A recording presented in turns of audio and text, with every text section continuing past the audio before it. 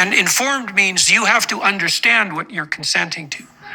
You needed to be walked through in great detail all of the issues that were relevant to you on the psychological and medical front, all the options that were available to you, and the pros and cons of all those options. I can't see in any possible way that that could have been done with any degree of thoroughness in something under 6 months of weekly therapy. And I would say that's an absolute minimum to walk anyone through something as complicated as what you laid out.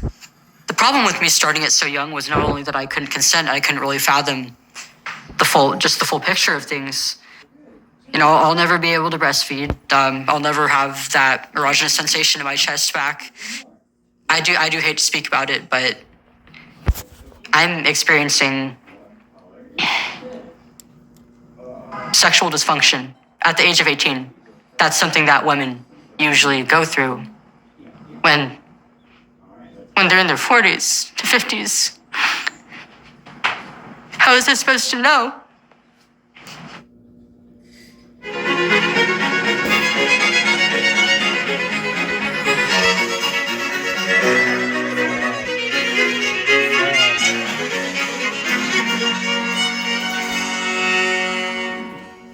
Hello, everyone watching and listening on YouTube and on the Daily Wire platform, associated podcasts. We have a rough one today, so buckle up. I'm speaking with Chloe Cole, an 18-year-old so-called detransitioner from the Central Valley of California. She started her transition at 12 years old, puberty blockers and testosterone at 13, and had a double mastectomy at 15 years old. She is now a strong advocate against gender ideology and seeks legally to hold those propelling it forward accountable. Hello, Chloe. Merry Christmas. Merry Christmas. Thanks for agreeing to talk to me today and to everybody who's watching and listening.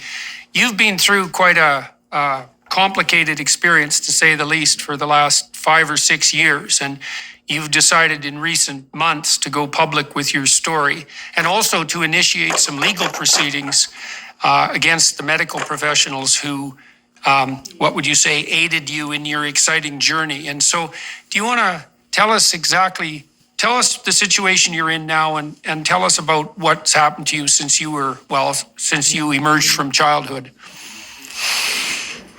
Yeah, so at the age of 12, I started experiencing some gender dysphoria, and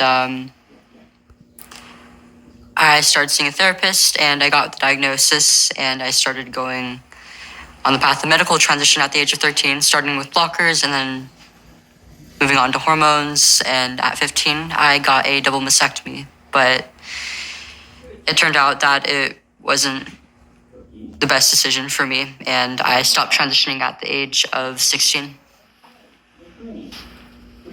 Okay, so let's go back to when you were 12. Well, about when did you hit puberty? I had a fairly early puberty. Actually, I started developing at around the age of 9, if not a little bit earlier. Okay, and so at 9, do you remember if that changed you emotionally? Yeah, it did. It was really difficult for me, actually. Okay, so let me give you a little background. You tell me if anybody's ever told you this before, okay? So boys and girls before puberty experience approximately the same levels of negative emotion. So that would be primarily anxiety and emotional pain, or even sometimes susceptibility to physical pain. And emotions like frustration and disappointment and shame and guilt and self-consciousness are all part of that, what would you call it, network of negative emotion. Now, what happens to girls when they hit puberty, and no one knows exactly why this is that their negative emotion levels go up. And so that on average, women, biologically mature women, are more sensitive to negative emotion than biologically mature men. And that kicks in at puberty. Now, there's a variety of explanations for that, but no one knows for certain. And here's some of them. Okay, so first of all, sexual dimorphism and physical strength really emerges at puberty. So boys and girls are pretty evenly matched physically, but once puberty kicks in, boys are taller, stronger, heavier, and they're much stronger in terms of upper body strength. So women are at a disadvantage physically in relationship to anything that might have to do with physical combat. And so on those grounds, it makes sense for women to be somewhat more sensitive to threat. Okay, so then another explanation is that women are more vulnerable sexually than men because they bear a much higher cost for reproduction, obviously, with pregnancy and protracted dependence of infants. And so they're more vulnerable on the sexual front, so it makes sense for them to be more sensitive to any threat that's associated with sexual activity. And then the third explanation, and there may be more, is that women are charged, generally speaking, with the primary responsibility for infants, and infants are extremely dependent and vulnerable. And so you could make a case that adult women's nervous systems are actually adapted for the mother-child dyad and not for the, say, emotional well-being of the individual woman. And a woman needs to be threat sensitive because she's going to be taking care of infants and extremely dependent children. And it makes sense for her to be more cognizant of threats as a consequence, even though the negative consequence of that for women and all of this is that women are much more likely to suffer from depression and anxiety than men.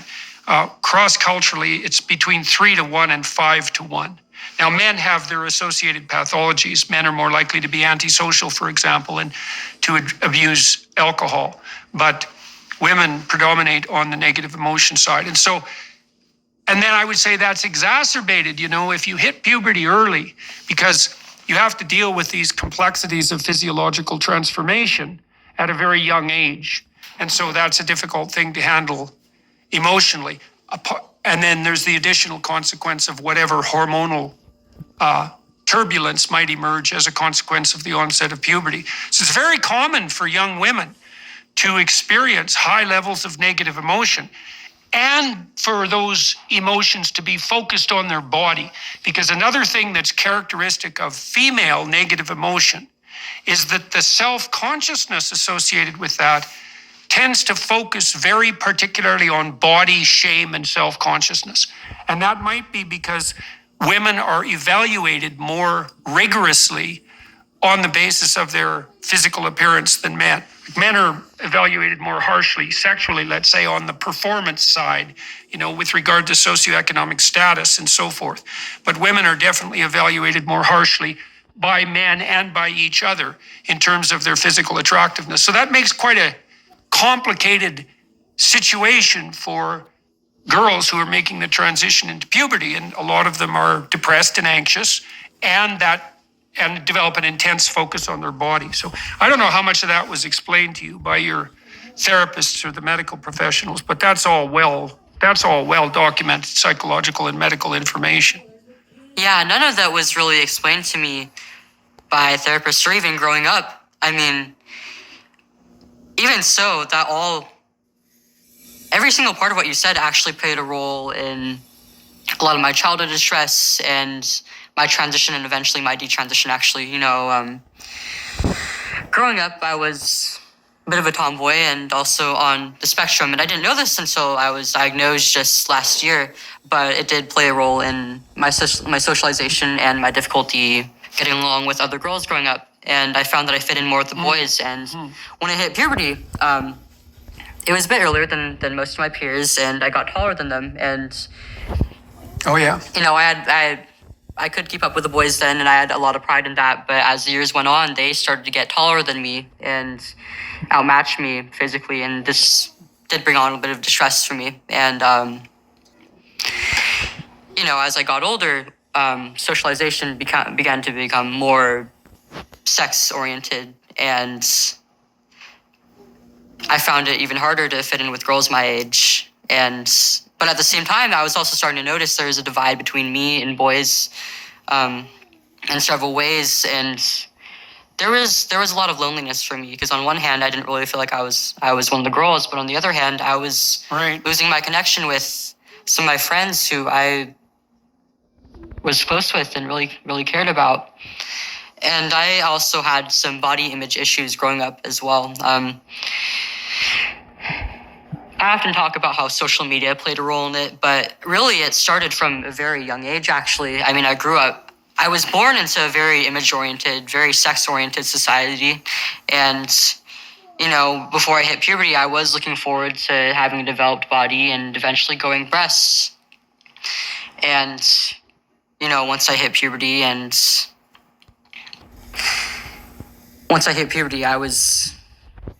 it wasn't what I expected, and I was really quite disappointed how I looked. I was very, very skinny. I was on the smaller chested side. And, I grew up in an age where we kind of glorify bodies that are very, very voluptuous, lots of curves. People often use the phrase like bottom heavy or hourglass, pear shape, things like that. And I didn't look like that at all. I was quite thin, a little on the muscular side. And if anything, my shoulders were probably the widest point in my body. And I kind of had a complex over this. I also liked having my hair short, and because of all this, I felt like if anything, I didn't really look like a girl at all. I didn't look like the other girls my age, and I felt like I just wasn't pretty, and that I would never really have any worth as a woman. It's a very rare adolescent, and probably a particularly rare female adolescent who feels attractive in the early stages of puberty. So everything that you experienced, although you may have experienced it, in an exaggerated manner for some of the reasons you laid out, but everything you experienced is in some real sense par for the course for a few years for the vast majority of people. Now, you did add one additional issue, which we could delve into a little bit, which I think is relevant. So you said that you're on the spectrum and that you had an easier time communicating with boys than with girls. And so here's something to know about that. So the biggest reliable difference that's been documented between males and females, and this becomes even larger in egalitarian societies, by the way, is orientation of interest. So women are higher in negative emotion and they're more agreeable, and agreeableness is both compassion and politeness. And although the difference between men and women isn't massive, it's significant, and it also maximizes in egalitarian society. So it looks like it's biological. But the biggest difference is in interest. And boys, males, are more reliably interested in things, and girls, females, are more reliably interested in people. But people on the autistic spectrum are also more reliably interested in things. And so, for example, if you're extremely autistic, the psychological phrase for descriptive purposes is lacking theory of mind. And so extremely autistic people have a hard time understanding what's going on in someone else's mind at all. They tend to be almost entirely thing-oriented. And there's a much higher preponderance of autistic symptoms among engineers. And then if engineers in Silicon Valley, for example, male engineers and female engineers often, by statistical comparison, often marry, and their children are disproportionately likely to be autistic. And so the fact that you are tilted towards the autistic end of the spectrum, first of all, that might just be an indication of neurological wiring that tilts you towards interest in things, just so you know that. So that's not necessarily autistic in and of itself. It's just part of the normal variation in what would you call it? Well, in attentional orientation. But the fact that you were on the spectrum, let's say, and more interested in things is going to make it more difficult for you to communicate with girls, because girls are reliably more interested in people. And so, and then on the image front, this ties in with the idea of self-consciousness. So if you're on stage and you're talking to people and you become aware of yourself, tends to make you nervous and sweat and to become uncomfortable, to experience high levels of negative emotion. And self-consciousness itself looks like a manifestation of negative emotion. They're incredibly tightly linked statistically, almost indistinguishable from one another. And so what you see happening very often in girls, because girls are self-conscious in relationship to their body, because that's one of the primary ways they're assessed, let's say, for attractiveness and for social status, is that self-consciousness tends to take the form of intense preoccupation with body and with image. And so that can be exacerbated by whatever social trends happen to be in place, but it's a very deep-seated problem. And so that's part of, and also the fact that you hit puberty earlier is going to make that, obviously, is going to make that more complicated, because it means you're not as neurologically or practically mature when you have to contend with all these issues. So everything that you described, in some sense, could have been attributed to the difficulties of normative development, just so you know. And this proclivity of teenagers to develop depression and anxiety, I want to take that apart for a minute too, for everybody who's listening. So imagine gender dysphoria. Okay, so 10 years ago it was comparatively rare, but not unheard of. But imagine it has two components, okay? One is a tendency towards negative emotion, so suffering. Anxiety, depression, frustration, disappointment, pain, shame, guilt, self-consciousness, all of that. And then imagine there's a second part of it that's more specifically focused on discomfort with the body. Okay, the first part of that is the bulk of it. So if you look across forms of psychopathology, like mental illness, the major segment is high levels of negative emotion like depression and anxiety. And a secondary segment is the particular manifestation of that, in your case, in body dysmorphia. And so, and then the claims that uninformed mental health professionals make, that you're at elevated risk for suicide if you're gender dysphoric, is erroneous, because the elevated risk for suicide is actually a consequence of the general proclivity for depression and anxiety, and not a specific consequence of the gender dysphoria, or at least that's only a small subcomponent of it. And so that's another thing to know, is that the main clump of psychopathological manifestation, mental illness, is centered on heightened levels of negative emotion. And of course that spikes for adolescent girls. Now, you may have been told this, but perhaps you weren't. So there are good long-term studies of children with gender dysphoria. Most of them were conducted in Toronto, where I happen to be, by a man named Ken Zucker. And Zucker ran a clinic for gender dysphoric kids way before this became part of the culture war, let's say. And he was a very straight and honest scientist, a very good researcher, not a political person.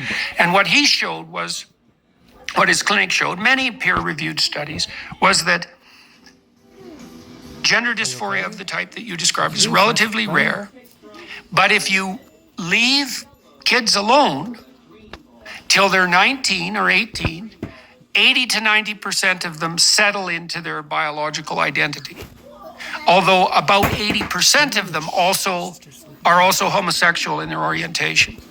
And so the pathway for him, before this was all politicized, was you'd have a child who was gender non-conforming temperamentally, somewhat like you were. You didn't have a pattern of female interests, let's say. And then prone to depression and anxiety, and then that combination would produce this gender dysphoria, and that would become quite intense around the dawn of puberty.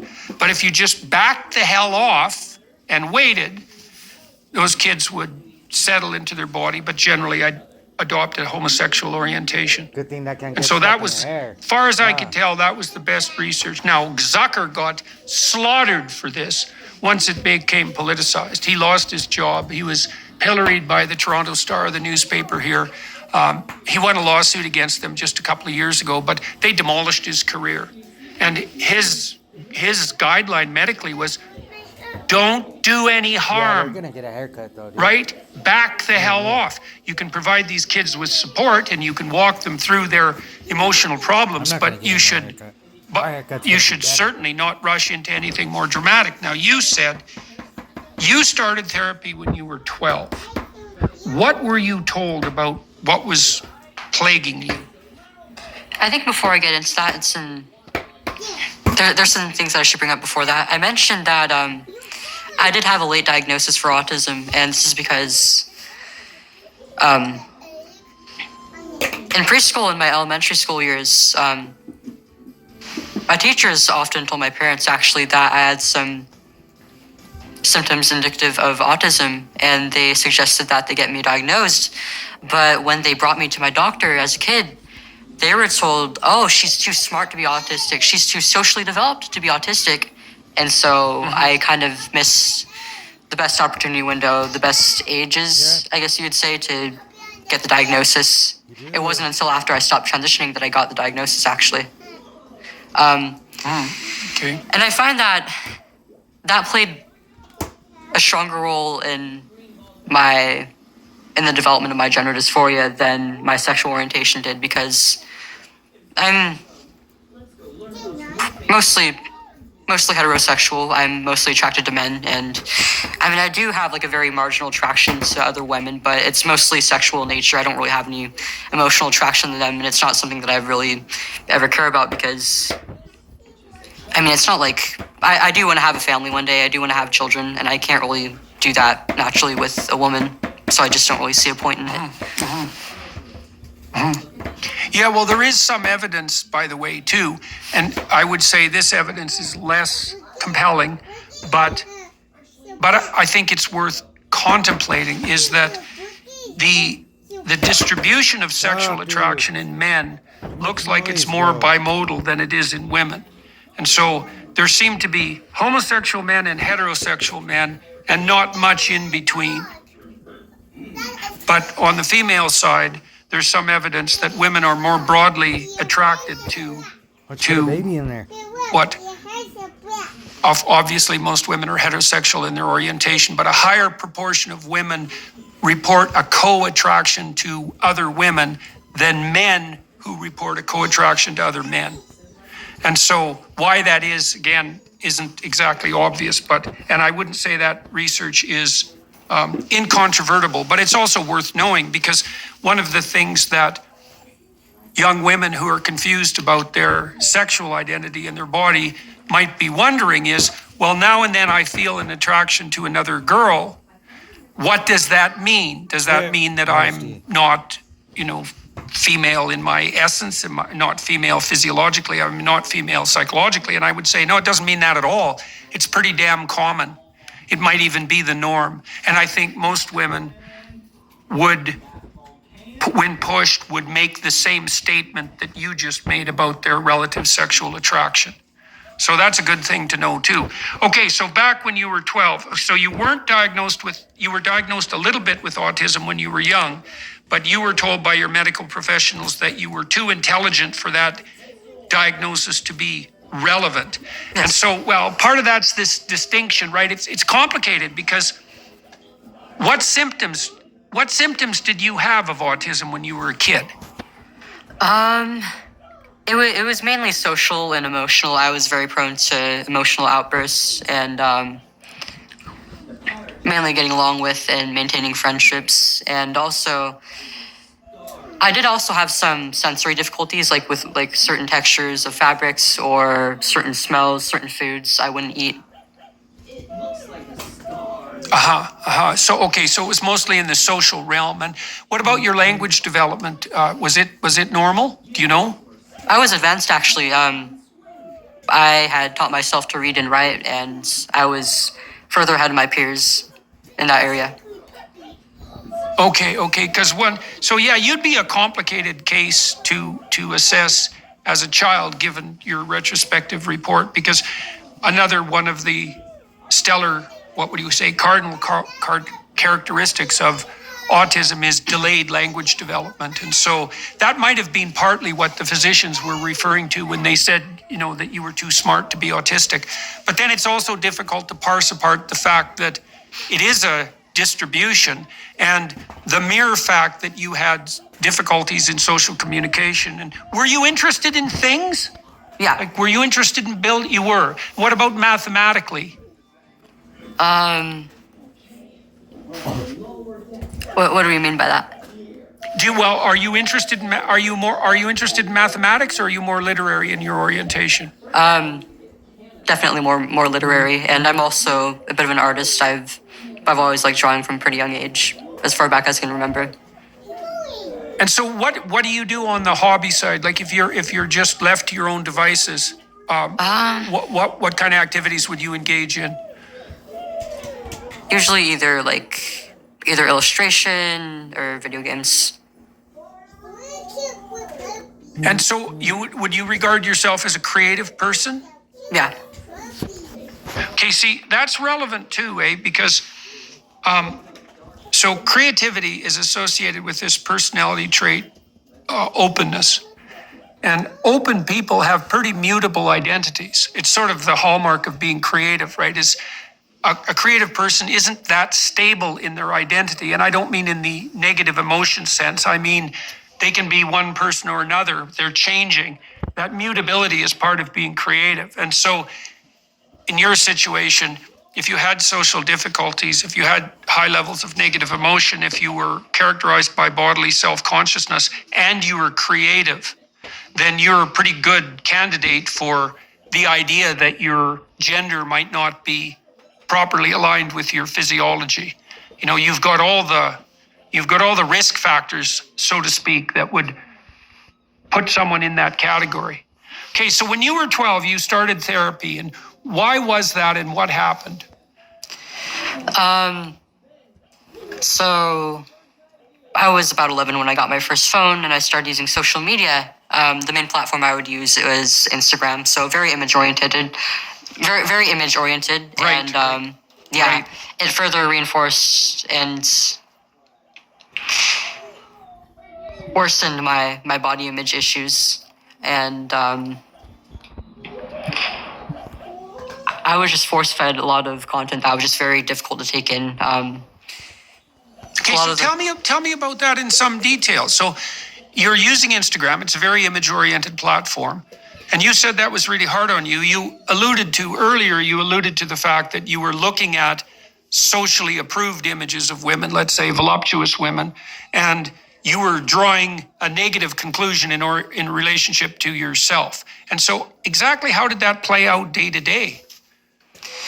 I started comparing myself a lot to like my family and the other girls around me. I mean, a lot of my female family members are larger chested, but I got the smaller breasted genes, and I was really quite insecure about this. And even though I hit puberty earlier than my other peers, a lot of them were outgrowing me, and I felt like I just couldn't keep up with other women.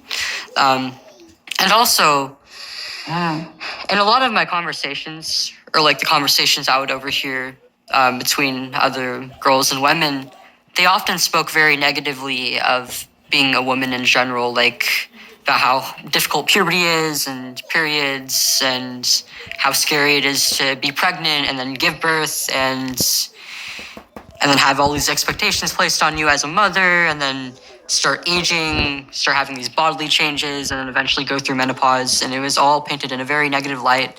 I never really heard about the blessings that came with any of these parts of being a woman. And so naturally, I mean, I wouldn't want So to you were starting to grow get into afraid one. of that. Yeah. Right, I also, right. Yeah, well, you know, when Go ahead.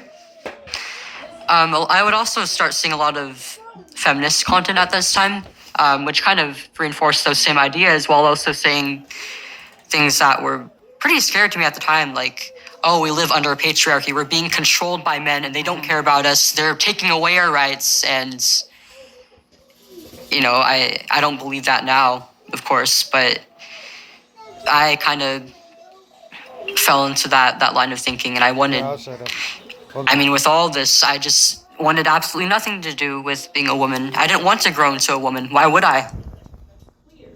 Okay, so two things were happening to you. You said, on the one hand, individually, you were suffering from the consequences of your felt inadequacy in relationship to these more voluptuous and like clearly markedly feminine women in relationship to their physiology. And so you felt that that wasn't a domain that you could necessarily compete in. And then also at the same time, you were being exposed to social and educational material that suggested to you that not only was this a game that you couldn't play very well, let's say, in terms of your physical appearance or maybe your temperament, but also that even if you did play it well, it wasn't necessarily a game worth winning, that there wasn't anything positive on the female front. You know, when my wife was pregnant with our kids, one of the things that really struck me, and I never really forgot it, was that so many people would tell her horror stories about pregnancy, sometimes their own or sometimes the pregnancy of other people that, that they had known, and really do what they could to terrify her. And that always used to irritate me because my wife actually really enjoyed being pregnant. I mean, my daughter got quite ill when she was pregnant, so I know there's a huge variation there. I saw that with my clinical clients, but it's not like there's nothing positive about being female.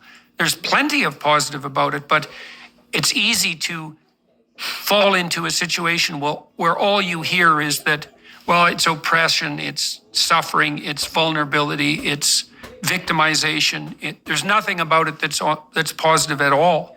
And, I think part of that's a consequence of the higher levels of negative emotion, right? A necessary consequence of that, because women are more susceptible to threat and punishment. But that doesn't seem really to have all that much to do in any real sense with women's actual place in the social hierarchy. And the reason I say that is because, see, as I mentioned earlier, there are societies that have become more egalitarian, and so where women clearly have far more opportunity on the socioeconomic front than they've ever had in the past. And those countries, the countries that have gone farthest down that route, are probably the Scandinavian countries. And the consequence of that is that the difference between men and women in negative emotion is actually higher than it is in traditional societies. Women have higher levels of negative emotion in Scandinavia than they do in more traditional societies. And so it doesn't look like the higher levels of negative emotion that are characteristic of femininity are a consequence, let's say, of patriarchal oppression. So there's no evidence to support that hypothesis at all, as far as I can tell. I mean, obviously there are individual women who are in abusive relationships and who are genuinely being victimized by, psychopaths and sadists. But as a sociological explanation, it doesn't seem to hold water. In fact, quite the contrary is true. In any case, you were worried about how you could compete physically. And that's sad too, because men are actually much less choosy, so to speak, than women are when it comes to evaluating physical attractiveness. So, for example, virtually every woman can find a sexual partner, and usually very quickly. It's certainly not true for men. Men rate 50% of women as above average in attractiveness, whereas women rate 20% of men in above average in attractiveness. And so, this variation in body type that you suffered so much from might not have been an impediment at all to your ability to manifest yourself as an attractive person in a reasonable society.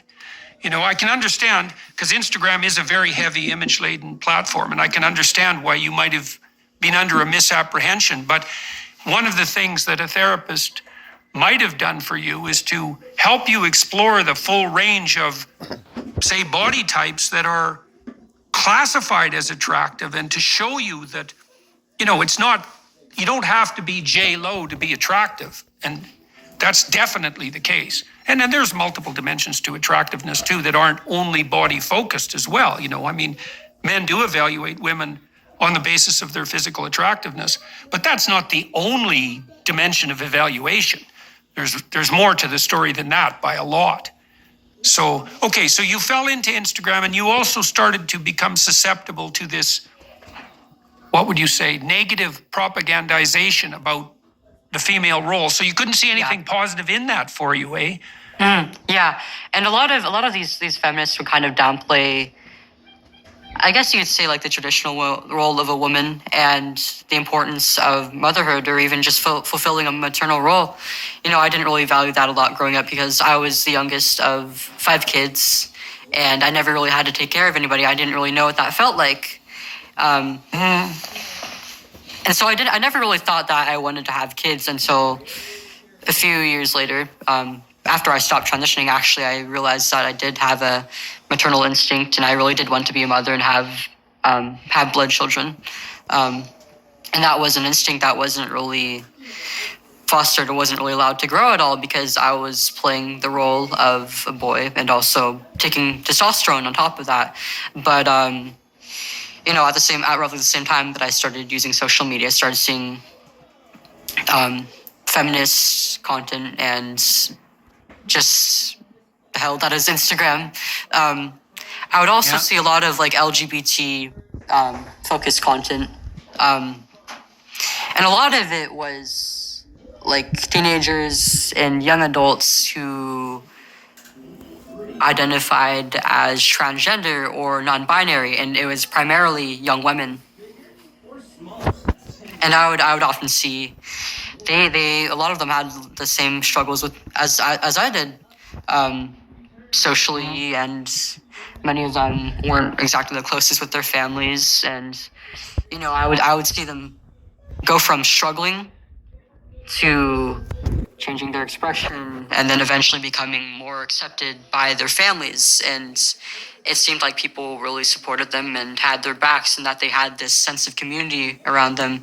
And that was something that really touched me, because I didn't really realize it at the time, but Guys got a puppy. that was something that I wish that I had. And you got an egg. And you got a puppy. Okay, so Did it come out of the egg? you wish that you had, what do you mean, a peer community? Like when you were feeling lonesome and isolated, what is it that you were lacking, and what is it that you were wishing for? Quit throwing stuff. I think around. mainly I really wish that I There's a way to open it. Open it. had friends around me who I knew I could depend on, Right there. and would. Okay, did you Love have me. any friends at that period? Did you have any friends at that period of time? I did, but I wouldn't say that I was particularly close to them, or that I had very many at school. I mean, I didn't really fit in in middle school. I didn't have a whole lot of friends, and I found that there was kind of a favoritism amongst students by staff. And I was like a new kid, and I wasn't like really involved in any sports or clubs or activities or anything like that. And I was kind of a difficult student, and I found that I was being bullied by both students and staff. Right. Okay. And I also okay. wasn't. So I wasn't like being abused by my family or anything, but I just wasn't very close to anybody really. I mean, my siblings are all older than me. There's about like a 7-year age gap between me and the rest of them. And I mean, from a young age, they got older. They started like hitting puberty and becoming teenagers, and they didn't always want to be around me. They want to do their own thing. So Sure. okay, so you're having difficulties on the body image front, and that's exacerbated by your temperament and by early puberty, let's say. You're not as popular with your peers as you might be. You're somewhat isolated in relationship to your siblings because they're older than you. You're having a bit of a difficult time socially in middle school. And now you're seeing on Instagram the emergence of this explanation for your problems that's generated by people who sound like they have the same issues that you do.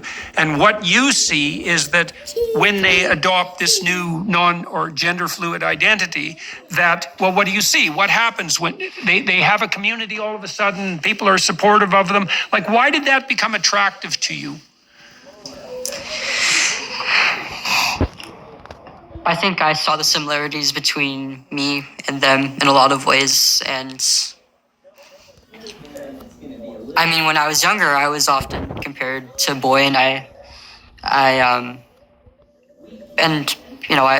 liked hearing things like, "Oh, you're being such a boy," or "Wow, you're such a boy," from like my older sister and mom and stuff. It just made me, I didn't really know why at the time, but it just made me proud to hear things like that. I guess it just felt like kind of an achievement because, you know, I didn't particularly like other girls, and I didn't really like the fact that I was a girl either. And especially as I got older, I really wanted a way out. And when I started seeing this content, it taught me that there was, and that I didn't have to be a woman. We'll be back in one moment. First, we wanted to give you a sneak peek at Jordan's new series, Exodus.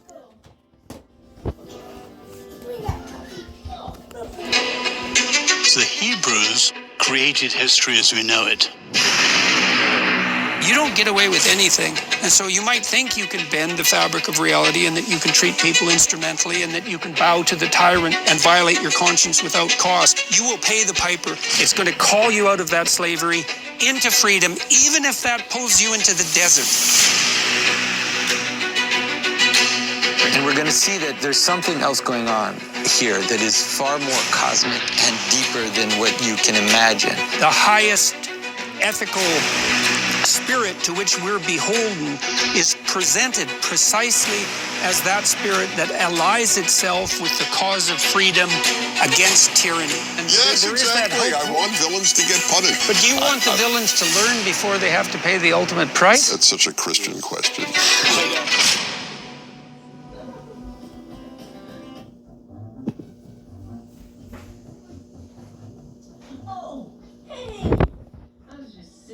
Right. Well, there is something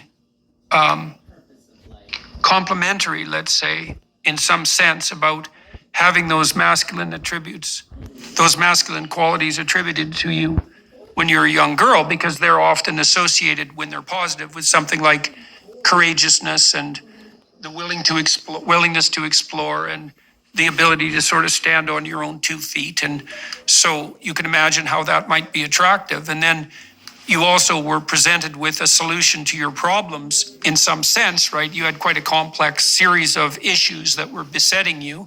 And all of a sudden there's a pathway forward. And the pathway forward is something like, and correct me if I'm wrong, I do not want to put words in your mouth, is that, well, you have a non-standard gender identity, let's say, and that means maybe you're born in the wrong body, something like that. Now, it's interesting in your case because, you know, you actually, your basic core fantasy was that you wanted to be a fully developed and, let's say, voluptuous woman. I mean, so that was really driving this, but from what I understand, but you were worried that wouldn't happen, and then you started to become concerned about the adoption of a female identity, and then there was this alternative pathway that was laid forward before you. What was happening to you in therapy at this time? Was all this making itself manifest while you were in therapy, and what role was your therapist playing in this? Yeah, so around the age of 12, I decided that I wasn't actually a girl after some period of time questioning my sexuality and then eventually my gender identity. I switched between labels before I finally settled on, you know, I think I'm just actually a boy. And I started cutting my hair shorter gradually, wearing more boys' clothing, and I came out to my older sister, some friends that I was closer to, and at school, and some people online as well. And then after a few months, I decided that I wanted to tell my parents about this and also start the path of medical transition. And so I wrote a letter explaining to them that I wanted to be their son and that I wanted them to refer to me by a new name. And they were beyond shocked. I don't really know how, as a parent, you could expect to hear something like this. And I knew at the time even that it would be kind of it would be pretty shocking to them. And so I wanted to allow them some time to think it over and think of their response. I was also scared of how they would react. So that was why I wrote a letter instead of bringing it up to them face to face. They wanted to support me, but they weren't exactly sure of what they should do. And so they wanted to seek the help of somebody who may be an expert in this, who was more knowledgeable in this. And they thought of it as like a psychological issue, and they wanted to get to the root of it. And so they sent me to a therapist. And do you remember what specialization was your therapist? Did you see a psychologist or a psychiatrist, a social worker? Do you remember? I don't remember his title. I think he was just a generic pediatric therapist. And the first one I saw actually wasn't very thorough. He didn't even give me a diagnosis, I don't think. He didn't really go into the reasons why I was feeling this way. It was just kind of like, oh, so you're a boy. Okay. And then he just never really went into anything, which was a problem because... Let me tell you for a second what should have happened. Okay, just so you know, and so that everybody listening knows. So when somebody comes to see you as a therapist, you kind of have three questions that are paramount. The first question is, well, why is this person here? And you don't know. Now, what you assume is something like, well, this person is suffering and confused for some reason to the point where that's become unbearable enough that they want to seek outside help. And that's not trivial because people generally don't seek outside help unless they're pretty desperate. So the first question is, well, this person is suffering, why? And then the next question is, well, is that something, it goes along with why, is that something that's intrinsic to them? So is there something wrong with them, say, in relationship to a mental illness or a physical illness? Or is there something about their situation that would make anybody miserable if they were in the same situation? And then the third thing is, well, having sorted out that the person is miserable and why they're miserable, what could be done about it? And all of that should be open for discussion, right? So if you came to see me as a therapist, the first thing I would do is kind of what I'm doing in this interview today is I'd try to figure out, well, what exactly is going on with you? And you see, that's different than affirming your identity, right? Because you could come to me as a client and say, well, I think I'm a boy. And the proper response for me as a therapist is, okay, well, you've said that, and I want to find out why that is, but I'm not going to take that as gospel. I'm going to find out because we're trying to solve a complicated problem here, which is, well, you're suffering, and it isn't exactly obvious why. In fact, it's not obvious at all. And it's not up to me as a therapist to leap to a conclusion.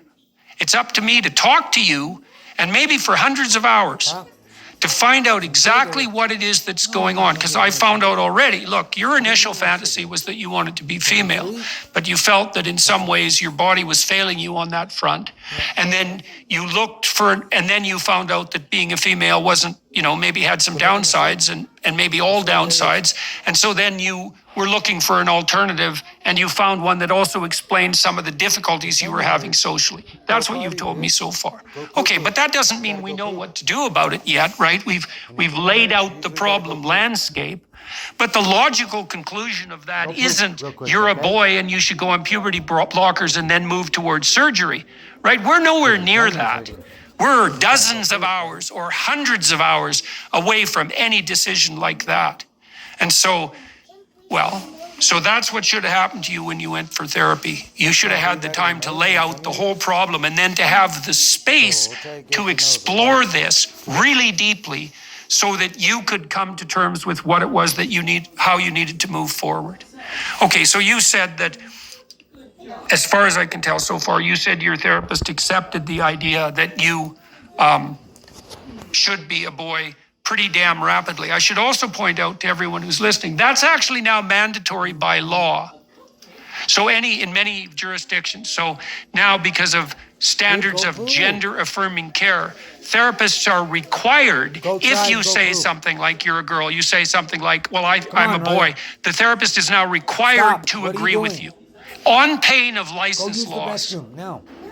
So beware, everyone listening and watching, because that's now the law in many places. And so to me, that's the end of psychotherapy, because all psychotherapy is a questioning approach fundamentally, to find out what the problem is and then to try to work towards, well, first of all, non-harmful solutions.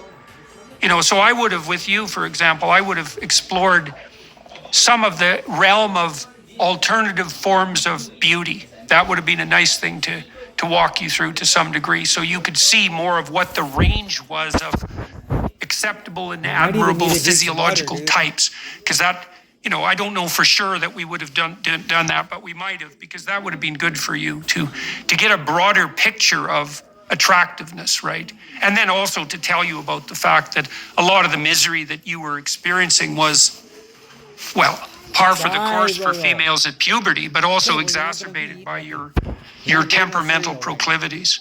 And so that might have helped you calm down a bit, right? Because you get a bit of an explanation for your misery that way, and also some hope that you kind of grow out of it with time. So, okay, so you went to the therapist and he more or less agreed with your prognosis and diagnosis that you were a boy. Okay, so was the therapeutic process of any utility to you? No, he didn't really do anything, actually. I was actually pretty dissatisfied with him.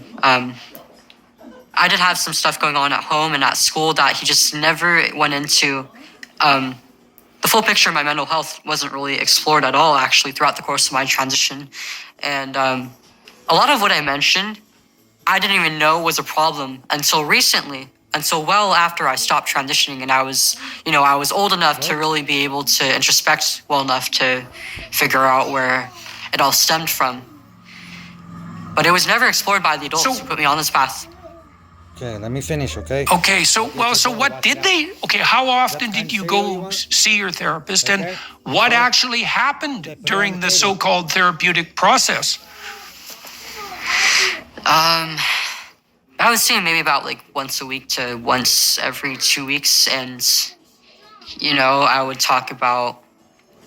It's hard to remember so far back, but I remember nothing really ever came out of the appointments. Like I would tell him like, oh, like my phone got taken away and I don't really have like any contact with the outside world, for example. And he would just be like, oh, okay, how are you dealing with that? And I'd be like, not very well. And he would just say, okay, and not really do anything about it, not really offer me anything at all.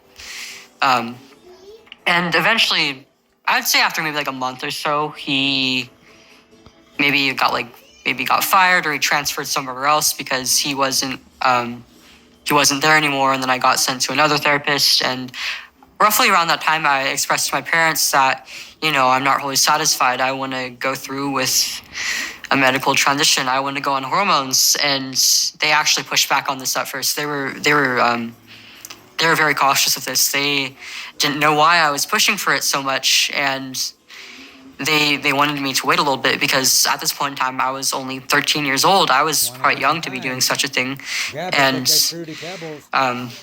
they stay that way until I got my gender dysphoria diagnosis. And during one of the appointments that they're very for, honey bunches of oats. they I can't remember who exactly it was. It was either a therapist or a nurse, I think. Somebody who was involved in my transition. They told them that, like, oh, this is pretty much the only means of treating dysphoria. There was like no regards to any alternative treatments.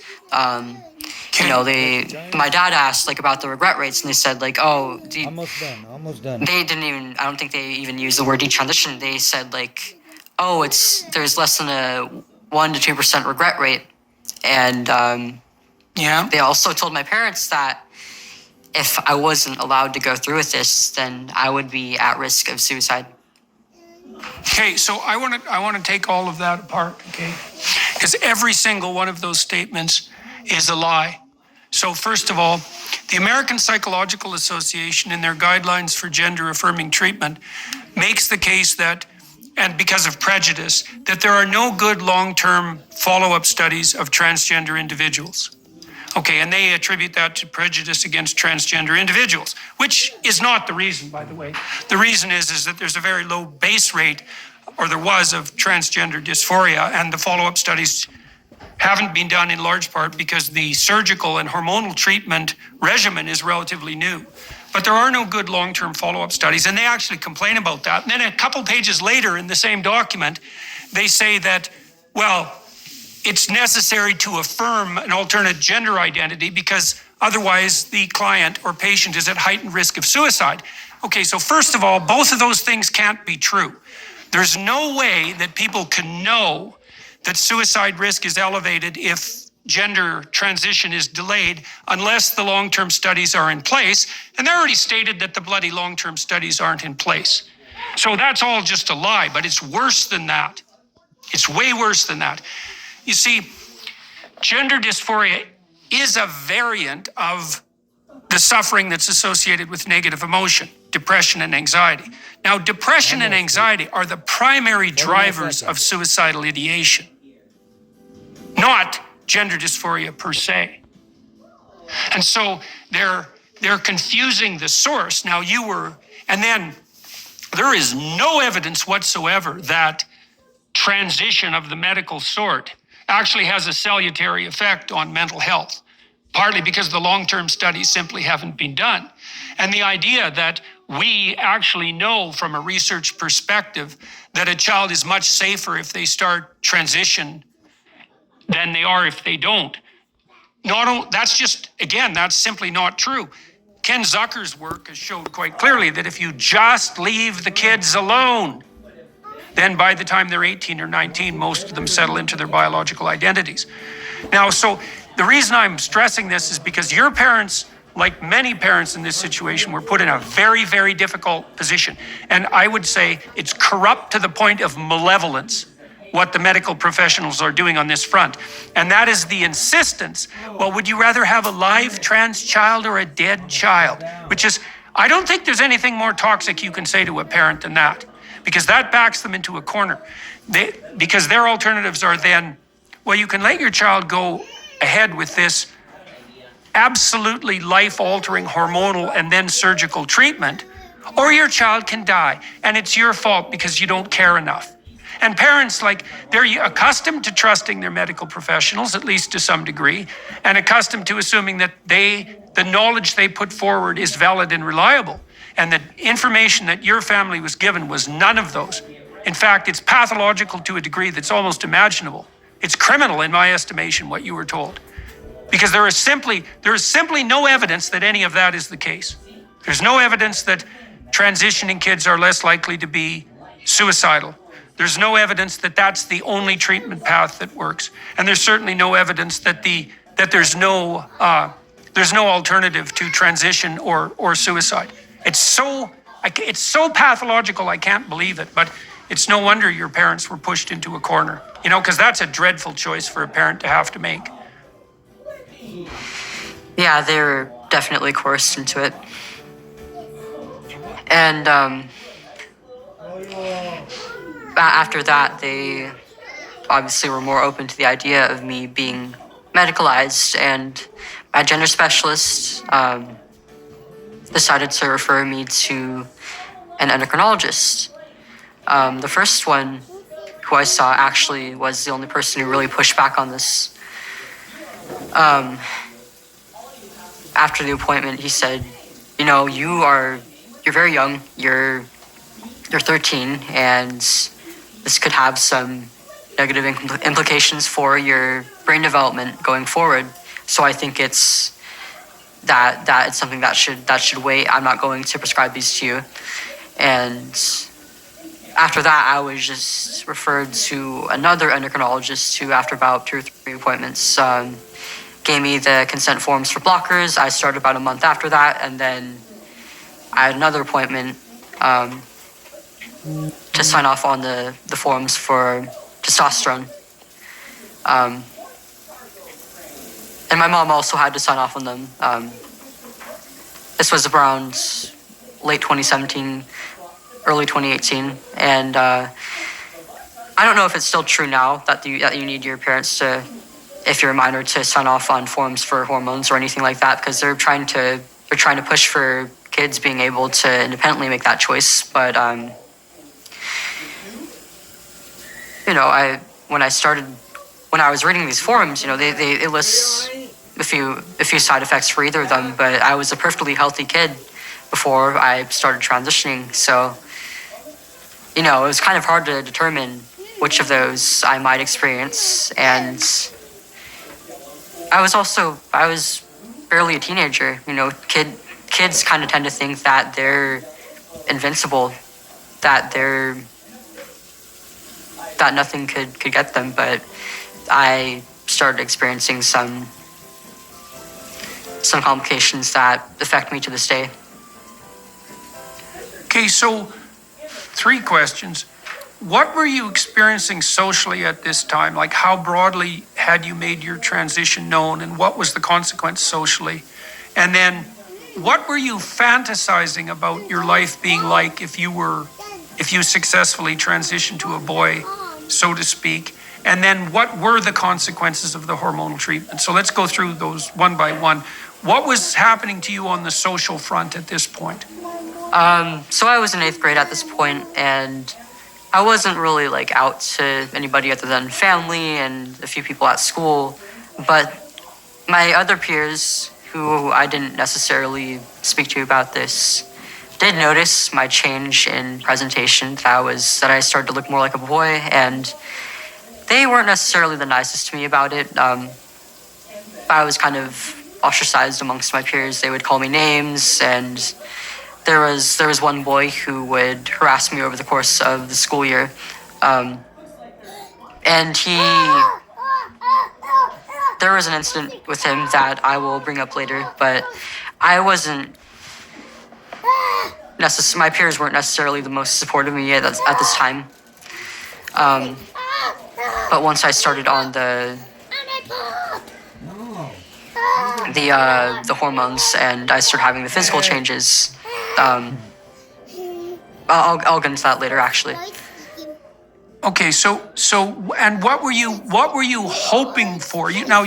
I'm presuming your fantasy life switched to some degree. Now, you told me earlier that in the earliest stages of your transformation into adulthood, you were thinking about this voluptuous female ideal and then bemoaning your distance from that. But now you've decided to change sexes, essentially.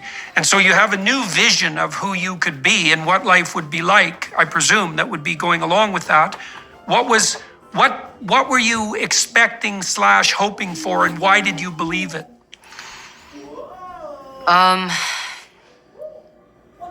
I wanted to be by this idea of myself in my head that I wanted to be more like a man. I wanted to be strong, both physically and mentally, and independent, and not really have to worry about how other people felt about me. And The big ones. I also wanted to be, I guess, just more confident in general in myself as a person, and also my body. And once I started on testosterone, I started seeing all the physical changes. My hair, my eyebrows got thicker. I started developing more muscle. My face and my body became more squarish, and I felt good about myself. I felt like I looked good for pretty much the first time in my life, and I felt like I had some control over how I looked. And initially, it felt great. Yeah, well, testosterone can have that effect directly pharmacologically as well. Well, okay, so we can take that apart a little bit. Look, there is nothing wrong with you wanting to have those things, right? I mean, why wouldn't you want to be more confident? Why wouldn't you want to be more comfortable in your body? And, those are perfectly reasonable goals. The problem comes in making the assumption that the only pathway to those goals is physiological transformation, right? Because there's an idea there that, well, if you're female, those goals are obviously impossible. It's like, well, no, they're not. There's lots of women who are confident and who can stand up for themselves and who are courageous and forthright. And that's perfectly within the realm of the full range of feminine behavior. And so a therapist who had any sense would have helped you at that point understand that there were practical steps that you could have taken to bolster yourself on all those temperamental dimensions that wouldn't have required anything radical, right? They would have required, well, first of all, a vision, and then a strategy, and then some diligent practice. And you could have made a fair bit of progress on that, I would think, within 6 months to a year, with a bit of alteration in your social behavior.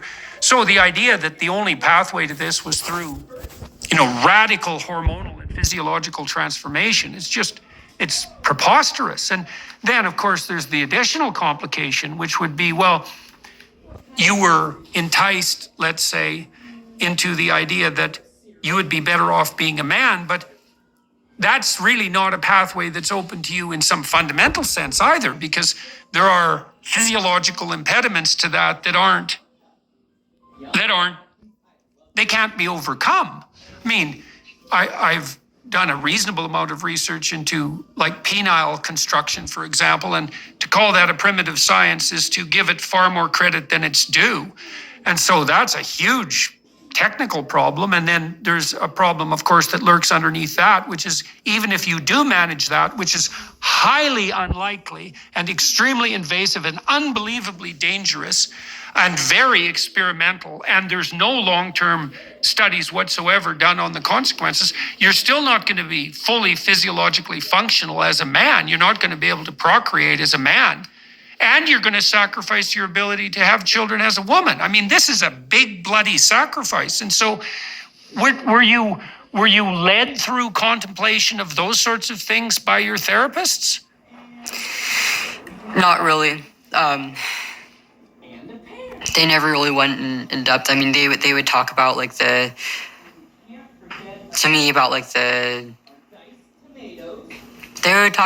side effects, and also basically give propaganda to my parents that this was going to make me better. This is going to improve my distress and make me happier. And I felt the same way. I thought, the things I heard from both the physicians and from the research I did online basically gave me this idea that I was going to become my real self, that I would become a whole person in doing this. And it didn't. It fractured my sense of self even further. Okay. And this is something Why did it fracture? Why did it fracture your sense of self further? What do you mean by that? There's a lot to that, actually. I mean, I was basically living a lie for a few years. That was very stressful, and I was trying to uphold this idea I had myself in my head that was false. It was a delusion. I genuinely believed that I was somehow a man, despite being a biological female. And in a lot of ways, I missed out on on certain developments, mostly social. I'm still, I didn't really go through the crucial social female socialization that goes on throughout late middle school or in high school. My dating pool was also affected by this. I was mostly attracted to men. I didn't really have much of an interest in women, but most of the people who were interested in me in high school were women. And the few guys who admitted attraction to me, it seemed very sexual in nature, and it felt like, if anything, I was just like a fetish to them almost. And I didn't want to have anything to do with that. Mm-hmm. Yeah, that sounds extremely complicated. And there is also another element to it that I haven't really spoken on before, but I feel like it does need to be said. It is kind of uncomfortable because because of my age at the time, and it's also a very sensitive topic, but I think I did also have some sexual motivations in doing this. I like the idea of like the changes that testosterone would bring on to my body. And a lot of feminists and activists who speak about like transgender people and detransitioners, they often talk about AGP or autogynephilia, which is like I don't know if you're familiar with. Yeah, it's like a man. So autogynephilia is the fantasy. It's a sexual fantasy generally. And then it often characterizes men who become transsexual and start cross-dressing later in life. And they develop sexual arousal from picturing themselves or acting out being the opposite sex. And so I think some of that, by the way, you talked about the fact that you wanted to have some of the classic male attributes, masculine attributes, right? Like self-confidence and courage and so forth, and that you were complimented when you were referred to in that manner. I think a lot of what happens to these men who develop these sexual fetishes later in life is that there is a part of them that's crying out for exploration of and development of their feminine side. Right. But instead of having that happen psychologically and starting to integrate, let's say, compassion and care and concern for people rather than things, instead of integrating those cross-sexual proclivities, they start to act it out as if it's a concrete reality. Right. And you were definitely enticed into doing that. But you also said, and don't let me delve into this more than you're comfortable with, but you also said that there was a sexual element specifically. So was there something in your fantasies about what was that? Was that about you being a boy? You said you were still attracted to women. So we brought this up, we might as well clarify it. What was the nature of the interaction with sexuality? I mean, it's obviously relevant. It was fantasies about being a man, about being male and having like masculine attributes to my body, and also a lot of it did involve like having like a female partner, which I never really explored in real life because I didn't have any emotional attraction to women. I didn't want to have a relationship with another woman, and so I never really cared to actually act it out. But this was, I guess you could say that I did have like a female analog of autogynephilia. If there's a word for it, I guess it would be autoandrophilia. But I didn't really understand this at the time because I was so young. Yeah, well, look, I mean, in adolescence, the range of sexual fantasy can be extremely broad.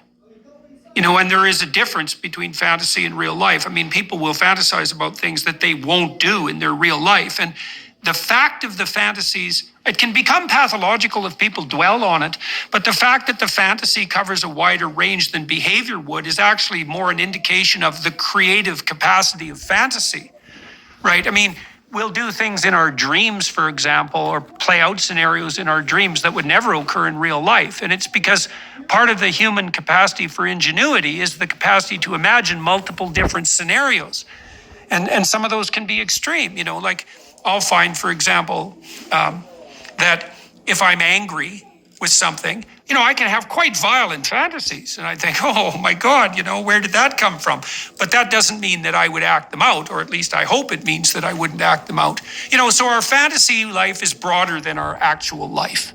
And you border the acting out of your fantasies by social necessity in some sense. So the mere fact that you were having those fantasies, that's not an indication of anything that's in and of itself pathological. That's still well within the realm of normative adolescent sexual fantasy, I would say. Maybe it was a little more exaggerated in your case because of the testosterone, and maybe even to some degree because of your more masculine temperament, but it's still well within the range of normality. So what happened to you when you started taking the hormones? And how did you react to that? I started having some physical changes, like with my appearance, and also some behavioral changes. Like I felt more confident. I started to develop kind of a competitive streak with, especially with boys my age. And I started to socialize just a little bit more like they did. And I also, obviously because I was taking androgens, I also started experiencing in a very strong increase in my libido, and it was very difficult to keep up with, and it started to become a problem with me without me even realizing it. I did unfortunately develop an addiction to porn, and I also just had a very unhealthy relationship with my body and sexuality, and I still do to this day. So on the porn front, was that female images or male? It was mostly female. This, but mostly female. Okay, so it was mostly female, but you had no interest in establishing a relationship with females, and on the dating front, you still wanted to, at least in principle, you still wanted to be with boys. Jesus, that's quite a confusing mess to walk through. So, yeah, no kidding. You must have really been going in 5 directions at the same time during that period, boy. Yeah. There's no clear pathway forward through that. So how in the world did you orient yourself? You know, I really couldn't, because I didn't really have like any dating opportunities, and I just couldn't really explore that kind of thing. You know, I had this did become a bit of a source of distress for me in high school. You know, I was frustrated. I had urges that I couldn't really fulfill, and on top of that, I was watching all my other peers get into romantic and sexual relationships and have that kind of development, while I was just, at least I felt like I was just completely behind.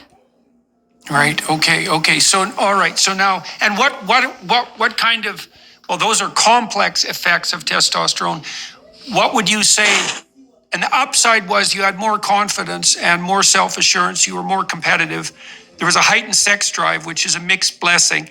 What were the negative consequences for you of the hormonal treatment? Sorry, I also forgot to mention that, like, because I couldn't find a partner in real life, I eventually turned to dating online, which only made me more stressed, because, you know, I had these feelings for somebody that I couldn't even see or touch, and it just added on to my stress, if anything. And I found that, if anything, more often than not, I would just get used by other people. Yeah. Either emotionally for support, or for more intimate images of me. But it was the closest I could get to real intimacy, and I was quite lonely throughout high school. I did end up developing depression, and this was a big thing driving that, definitely. As for the more negative effects of testosterone, you know, at first it made me feel great. Like, it was kind of comparable to a stimulant almost. You know, while I was on the blockers, I'd say there was about like a month-long period between starting those and the testosterone. And during that period of time, because I had no sex hormones in my body, I often felt very lethargic, a little bit depressed. And, you know, once I had like the hormones back in my body, so was my energy. My energy came back, and so there was you could say that there was like a little bit of a honeymoon period that lasted for maybe no more than about a year and a half. But I found that I was more prone to anxiety, and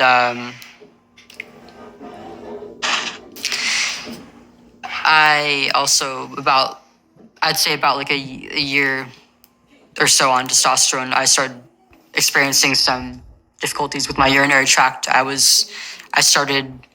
I think I got my first UTI, and then eventually it devolved to me having being unable to fully empty my bladder, or having to urinate frequently, or even getting like blood in my urine. And none of this was listed on my consent forms. I didn't even know that it was a problem that arose from taking testosterone until after I stopped taking it, and it got worse. All right. So now, while all this is happening, you're also marching down the transition pathway, right? So you went from blockers to testosterone, and then what? This is when you're about 14. Now we're about where you're 14. Yeah. Jesus, that's awful. Yeah. At the end of eighth grade. At the end of eighth grade, the bully that I mentioned earlier actually sexually assaulted me. You know, before this point. But I was about several months on testosterone. I was very confident in myself, and, you know, I never really cared to like try to hide my chest or anything, because I was maybe about like a B cup or less, and I was quite thin. I would often wear like baggy shirts, and so I never really thought it would be a problem. But he had groped me in the middle of a classroom. And before this, I actually had a very strong fear of being sexually assaulted.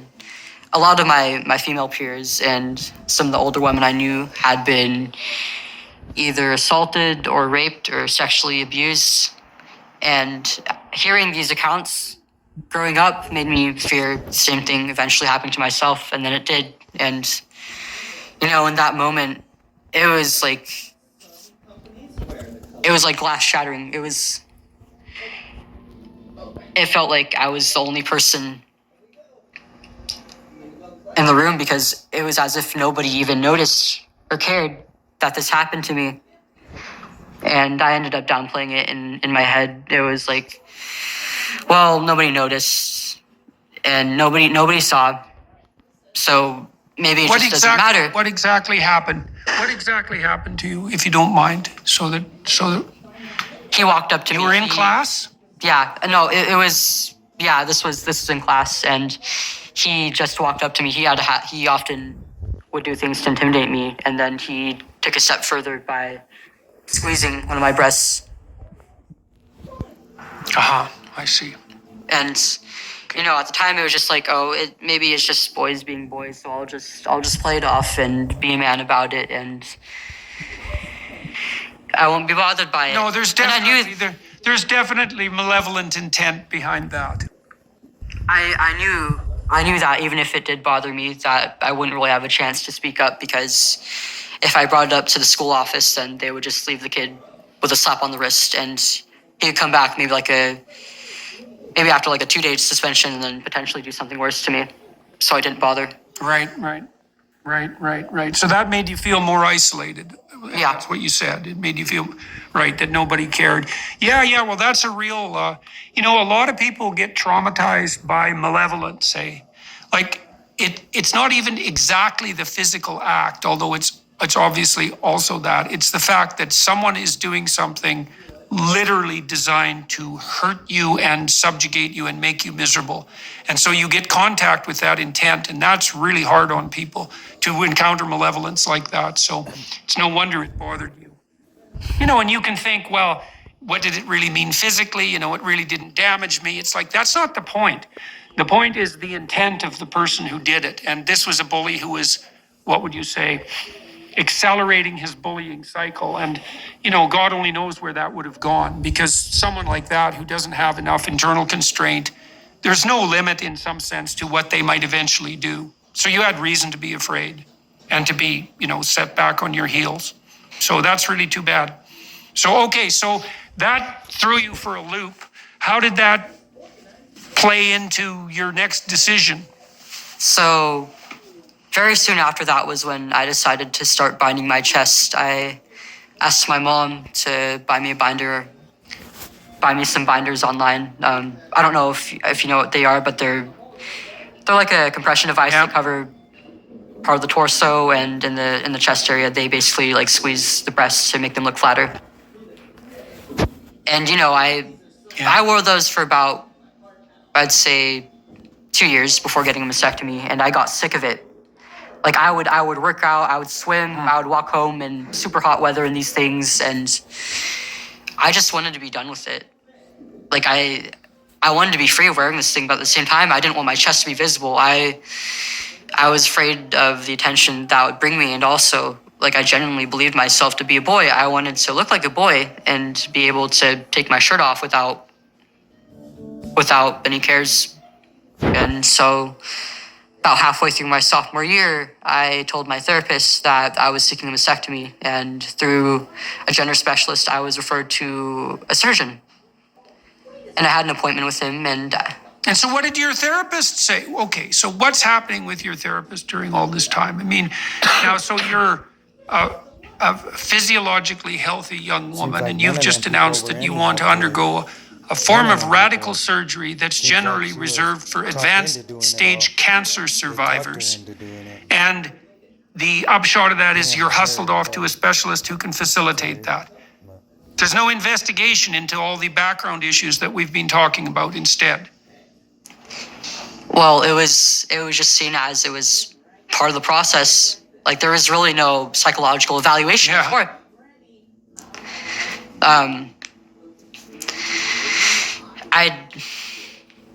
That's utterly appalling.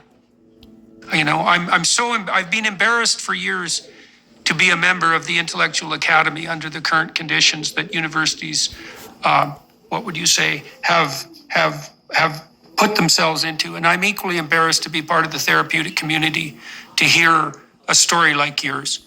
It's absolutely appalling what happened to you. There's no excuse whatsoever for it. It's such a dereliction of responsibility that it's almost unimaginable. So it's really too bad that you weren't listened to in a lot more detail and with a lot more care, because what you went through, it's not that abnormal. Everything you told me about your unhappiness as a teenager, the fact that you were isolated in middle school, the fact that you had some doubts about your developing identity. It's like, yeah, that's pretty much par for the course for adolescents. Some kids get through it with a little less scarring than others, but most adolescents have a pretty damn miserable time for about 3 years. And so the fact that led you down a path to hormonal transformation and then surgery, and that adults aided and abetted this, I have some sympathy for your parents, because when parents are told, you better support your child or it'll be suicide, it's like, well, that backs them into a corner. But the medical professionals and the counselors who dealt with you, that their negligence borders, it doesn't just border on the criminal, it crosses the boundary as far as I'm concerned. Okay, so now you're set, you go off to see a specialist. Who's the specialist and how do they treat you? It's important to note that, it absolutely was negligence, because not only was I given surgery for a problem that was psychological in nature, in the months before that, that was when I had been diagnosed with depression and social anxiety, and when my suicidal ideation started happening. I was, at the beginning, they told my parents, like, your child will be at risk of suicide if you don't affirm her identity. But it wasn't until after I started the treatments that I started feeling like committing suicide. Yeah. Did you have a plan? No, I never really had a plan, but the feeling was prevalent enough to that it affected my day-to-day life. Right. So when you assess people for suicidality, essentially what you do is you investigate the structures of their fantasies and their wishes. And the more developed the plan they have, the higher the probability is that they'll actually commit suicide, right? So if it's a fully developed plan, place, location, implement, all of that, then the person's really at risk. Otherwise, and it sounds like this was the case in your case, it's more a marker of generalized depression and anxiety, because that will often spin off, quasi-suicidal thoughts like, well, maybe it would be better for everyone else if I wasn't here, or life is too difficult. And so, it would be simpler, all things considered, just to bring it to an end. That's bad. And it's also associated with a fair bit of suffering, but those thoughts in and of themselves are not associated with a high risk of, imminent suicide. So, okay, but in any case, you were miserable enough at this point. Well, obviously, then you'd be looking for further alleviation of your psychological symptoms. And you said the binding was very uncomfortable and troublesome. And so that also led you to conclude that it just might be simpler, all things considered, since you were already on the pathway to being a boy, just to go down the surgical route. Yeah. So you were 14 when that happened? I was 15 at this time. I was in my sophomore year of high school.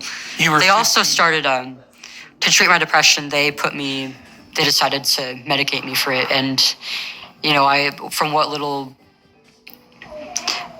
I knew about medicating depression, I often heard that SSRIs have all these terrible side effects. So I asked that they put me on something with as few side effects as possible, and they decided to put me on Wellbutrin, which I didn't know until after I stopped taking it. But it actually has like a huge black box label warning on it for use in children and adolescents, and it actually made me feel more suicidal over time. Okay. All right. So now you're 15 and you go see a specialist in relationship to surgery. How were you evaluated at that point? When you actually moved forward for the surgery? I don't remember much of it, but it was. I mean, obviously, they didn't really do an evaluation of my mental health. It was just like, oh, so you're transitioning. You identify as a boy, and you've been on hormones for such and such amount of time. So I was eligible. And after my first appointment, the surgeon told me about a top surgery classroom that was taking place in the hospital building and encouraged me and my parents to attend it. And I went, and I learned basically the same things that I learned in the surgeon's office. About like the different types of incisions and how it benefits gender dysphoria. Basically, just propaganda. There are maybe about like 12 to 15 or so other families in there. I noticed right away that all the other kids in there looked to be either younger than me or like they hadn't even started on hormones yet. And I was shocked that they were already seeking surgery. But I didn't really question it much of the time. It was just like, I guess this is just normal, and I'm not the only one going through this. Right. Well, and you were already a long way down the road, and so I guess you checked off the boxes as far as the medical practitioners were concerned. But at that point, it's also, for you, it's going to be increasingly difficult to reverse your decision. You're already in a couple of years, and that's a long time when you're only 14. And so it was on to the next step. So that happened when you were 15. Yeah. And so what was the consequence of the double mastectomy for you? What's been the consequence? By this point in time, I was 2 or 3 years on testosterone, and I'd been binding for roughly the same amount of time, and my breasts had lost their shape. They didn't look like they used to before. They didn't really have, they didn't, Off, dude, or what? to me, it just looked strange, and I actually just started developing more insecurities with my body as I went through my transition. Like I had like these masculine features pop up, but it was all still on a female body, and there is like an incongruence between different features on my body, and especially my breasts. Like it was this masculine looking body with quite a bit of muscle, and yet these things were there, and they weren't really in the best shape, and it became a source of insecurity for me. And I thought that even if I wanted to, my chest would never be the same again, and so there was not really any point in keeping it. And before I went under the knife, they did tell me that I was going to lose my ability to breastfeed, but it was like, I'm going to be a man, and men don't do that. Like, I also wasn't really thinking about being a parent at all, because I was a kid. Actually, this is kind of reminiscent of the of one of the appointments for getting the testosterone. My endocrinologist asked me some questions that were very adult in nature. I was basically being sexualized by my doctors. It was like, are you aware that you may experience vaginal atrophy, or are you aware that this may affect your ability to have children as an adult? And I just went along with it. It was like, oh yeah, I know that. I don't plan on having kids, and I also I never had sex by that point, so I didn't know just what effect any of that would have on my body. But I was being treated as if I were an adult with the mental faculties to be able to consent to all of this and understand what I was consenting to. But I wasn't. I was just a kid. Okay, and so what happened in the aftermath of the surgery? What was that like for you? When I woke up and I was fully conscious, all the meds had worn off, and I realized what just happened. But I was actually quite happy. It was like, wow, this is a huge accomplishment. This is a huge step, and I can finally be myself. And I was looking forward to being healed and eventually being able to go out and swim and work out and just hang out without a shirt and look like all the other boys and not have to worry about wearing this uncomfortable, restrictive thing. And, you know, it was an outpatient surgery. Got sent home pretty soon after that, and I had a comfy, I guess you'd say, few weeks after that because my mom had to take some time off work to just help me around the house. It was a major surgery in my upper body, and I lost a considerable amount of my range of motion. I couldn't even lift up my arms over my head until maybe about like 3 or 4 months afterward. So I wasn't really in a state to be going out on my own. But after about a week or so was when reality started to hit. I had to get my stitches taken out a few days afterward, and the sensation was just insane. Like, they had to cut and rearrange some nerve endings, so it was numb, but I could also feel everything that they were doing when they were taking out the stitches. And it felt so disgusting. And once I went home and I was able to finally bathe again, that was when I started having to, that's when I had to take off the surgical binder and the dressings and look down at what was left of my chest. You know, I had these big scars and all these markings from a surgical marker, and on top of that, I will, just a warning, I will get into graphic detail here, but the type of incision that I got was called double incision with nipple grafts, meaning that they would not only take out the breast tissue and contour the chest to look more masculine, they would also remove like the way it was explained to me, I guess because I was young and they were trying to make it more digestible to a 15-year-old, was that they would leave like a deep scrapes on both sides of my chest, kind of like a deep knee scrape, but more controlled. And they would remove my nipples and then place them in that area of scraped skin in they called it a more masculine positioning and shape. It's barbaric, to say the least. And when I took the dressings off, when I looked down, the grafts, they were black because, you know, during the surgery, during the operation, the blood supply was cut off, and so the outer layer of skin had died. And they said that was how it was supposed to be, and that was just part of the process. But I couldn't bear to see that part of my body.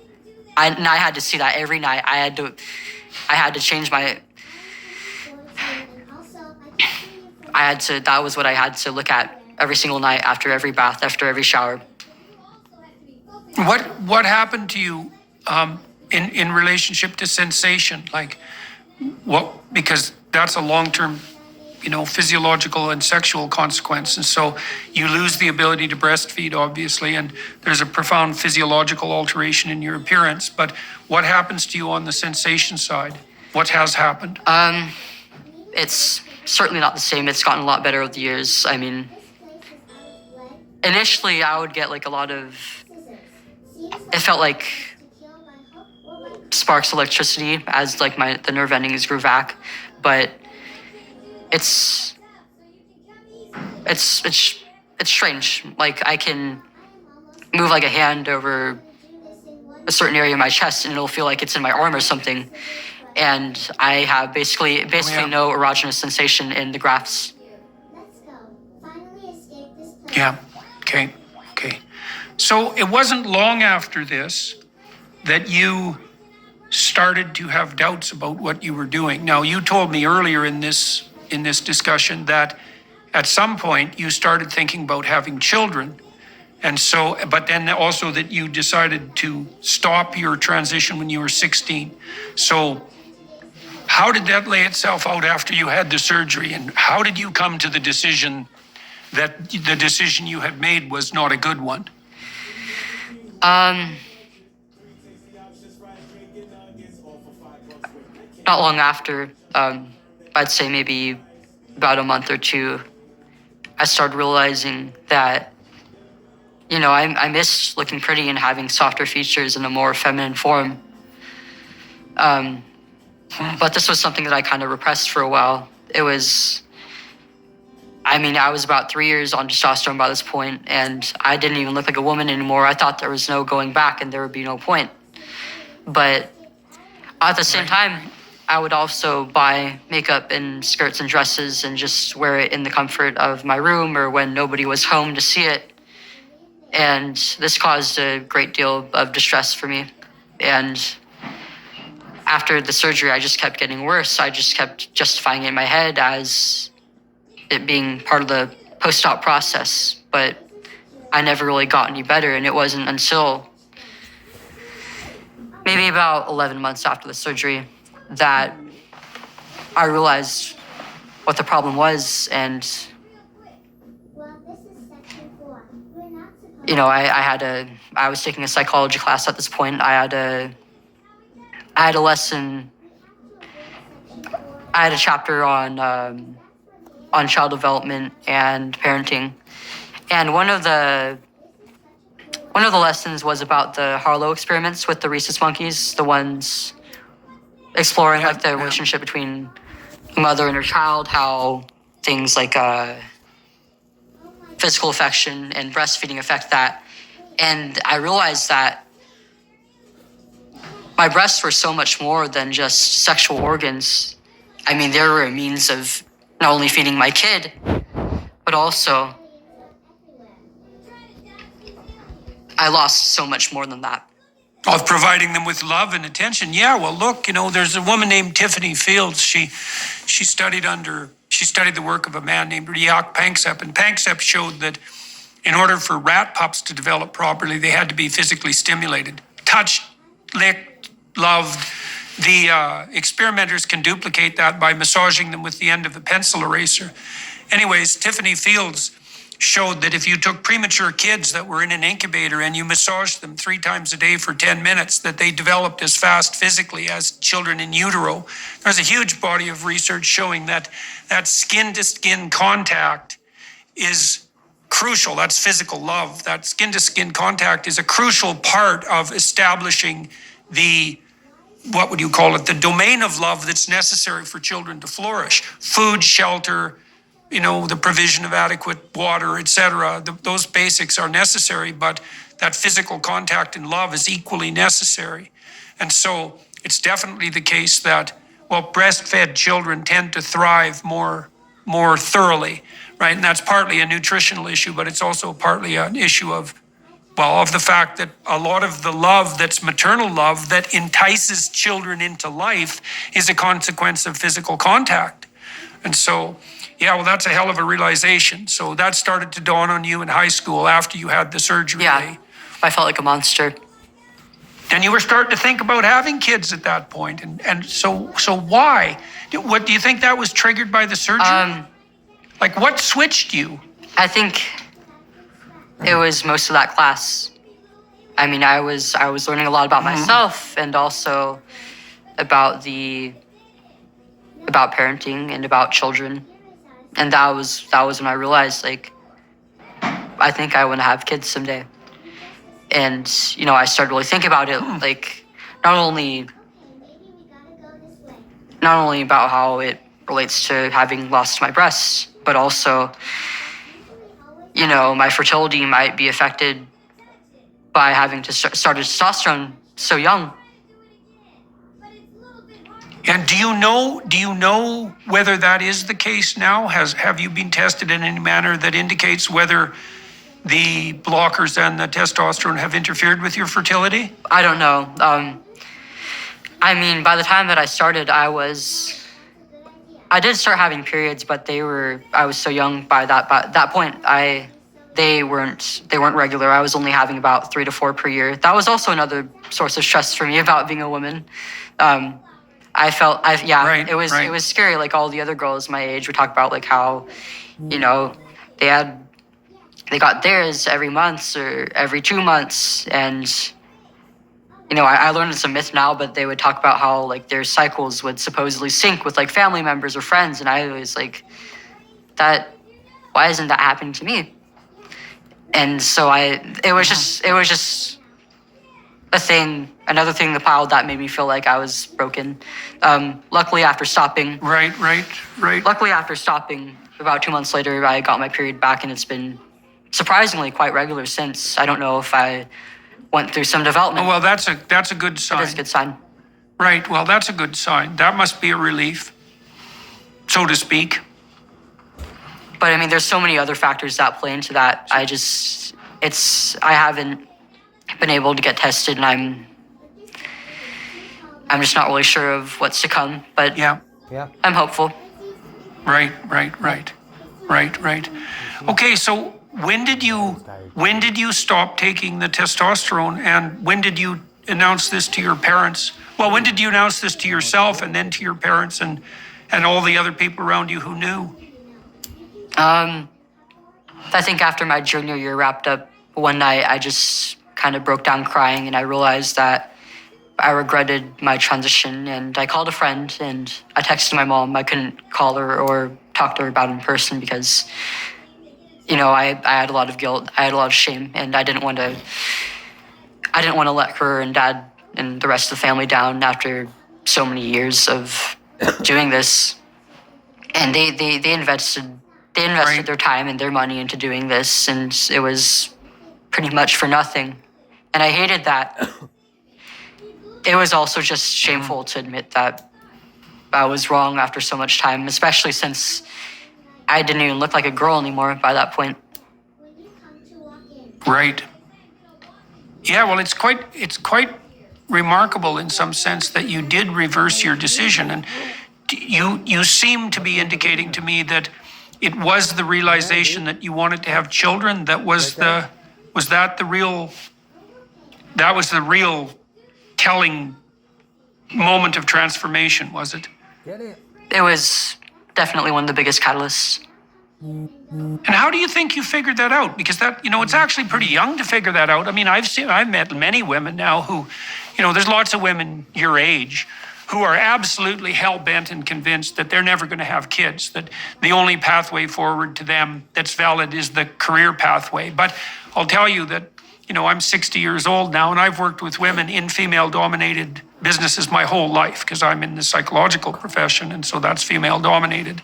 And virtually every woman I've ever met, with almost no exceptions, and this includes extremely high-achieving women on the career front, pretty much by the time they're in their late 20s, their primary goal is to have a child. And that's even the case. Now, sometimes that kicks in for women later than that. I've seen that as well. But it's an extremely rare woman who goes through her entire young life without being seized by the desire to have a child. And so, but it's early in your case. So, and it's strange, right, in some ways, because you'd fought against this so hard. Why the hell do you think it made itself manifest as a desire when you were 16? Like, do you think you knew that you were really like on the cutting edge in some sense? That if you kept pushing this, you were really going to sacrifice your ability to have kids? Or what do you think produced the realization? I think, I already had my guard down by that point, because this was around when COVID hit and there were all the restrictions put into place, and I was basically doing online school only, and I had a lot of isolation from the outside world, and this caused me a significant amount of stress, but it also allowed for a lot more time to be alone and reflect, and so it opened up my mind a little bit. And So what were you fantasizing about on the family front when You were looking forward into the future. You were thinking about having. Did you have some idea of how many kids you wanted to have? Did you have some idea about the marriage or the family structure? What was making itself manifest in your fantasy? I mean, when I started, I was so young that I wasn't even thinking about all that yet. But as the years passed and I started to think about like my adulthood, what I wanted to do as an adult, that thought started to pop into my head a little bit more. I never really thought about it very much until I learned about child psychology and just being a parent. I think I would have naturally had that realization if I knew more about parenting and family. Hey, do you know when you were a kid? When you were a kid, do you know if you played with dolls? Yeah, I did. You did. Okay, so that was there. Can you remember whether or not you enjoyed that? I know that's a long time Yeah, ago. I did. And were they baby dolls or were they They were Barbies? Barbies and Bratz. Okay, so they were teenage dolls. Did you have any baby dolls? Not that I can remember. Okay. See, that's interesting. You know, even among chimpanzees, if you allow chimpanzee juveniles free choice, the males will pick trucks and wheeled things and gadgets, and the females will pick dolls. And the female chimps will carry the dolls around, teddy bears and so forth, for months and develop a very deep attachment to them. And, you know, one of the things, it's really necessary for young girls and perhaps for young boys, but certainly for young girls to play with baby dolls. It's really necessary because that's all part of that practicing that deep female role. And, you know, without that, well, you don't have a chance. That's how kids think, eh? They think by playing. And if they don't have a chance to play that out, then, well, they don't explore that. And so it didn't even make it manifest in your own life until you were like 16 and had gone through all this bloody misery. All right, so when did you start thinking about taking legal action, and why do you think that's justifiable? That was quite a bit further down the line. I should probably go into first about the detransition process for me and what led up to me eventually starting to speak out and doing that. Yeah. When I had this realization, I mean, that night when I broke down and I talked to my friend and my mom and my dad about it, but that was the night that I stopped taking testosterone and I decided that I would just grow my hair out and buy new clothes and just figure things out from there. I went for about a week, just not really doing anything. I was just kind of at rock bottom at that point, and I didn't really see a reason to do anything anymore. I just stayed in my bed or in my bedroom all day, didn't really go out except to use the restroom or get some food. But mom and dad would come and check in on me, and it was comforting, and that kept me going. And then I had to figure out everything from there pretty much on my own. I told my endocrinologist, I told my therapist, my endocrinologist, and my gender specialist that I regretted my transition very deeply, that I was going to stop. And I didn't really get a whole lot of guidance on it. I guess they really couldn't because it would be against the law to suggest anything other than... Well, that's a tricky one, right? Because, well, hypothetically, once you announce that, they're also legally bound to go along with that. Right, so they could have agreed with you. I mean, look, I have a certain amount of sympathy for counselors and medical practitioners because they're facing supreme hell on their regulatory college front. But having said that, I would also say that their fundamental duty of care is to the individual and not to the bloody regulating colleges. And so, but they could have taken your regrets seriously. You said that, did you face opposition or was it just a matter of lack of guidance? It was mostly a lack of guidance. Nobody really opposed it, but you know, I started requesting blood tests from my endocrinologist, and when I got I specifically told her that I no longer identify as male, and I went the guidelines for a female my age.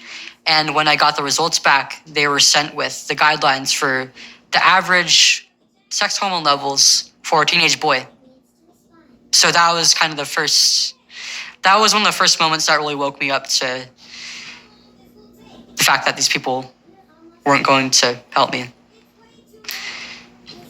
Well, it's weird, because if your medical people were so convinced that you were 100% right when you decided to transition to begin with, and you were right enough to take the hormones and have the surgery, you'd think that there'd be some resistance to your sudden change of heart.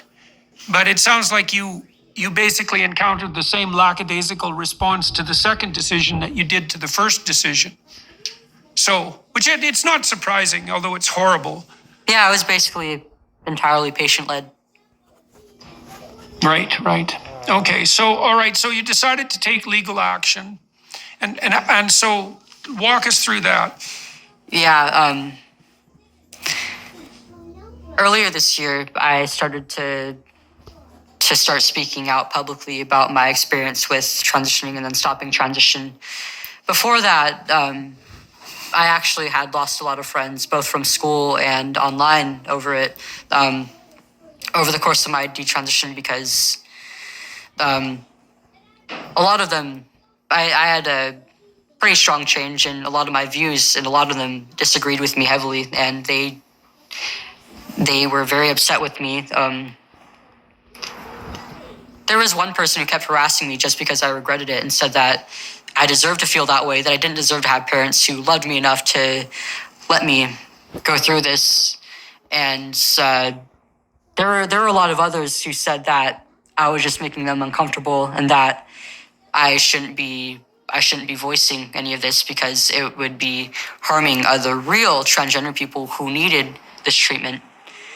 And I did, yeah. Oh, the real ones, I see. I gave into this pressure, and I did stop talking about it for a while, but I also got involved in communities online of people who regretted their transitions, and I realized that wasn't the case at all, and that I just couldn't shut up because this is something that's happening more often than even I thought was happening. I didn't even know that detransition was a thing until it happened to me.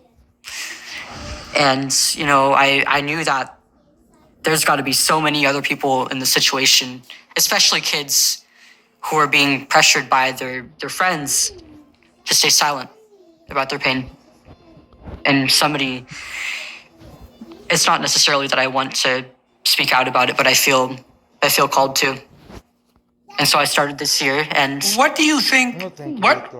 What do you think is the core of your claim that you fell prey to, say, medical and counseling malpractice? What do you think was done wrong with you? Quite a lot, actually. The most immediate thing I can think of would be the fact that the consent forms weren't really comprehensive. They were very vague. They didn't list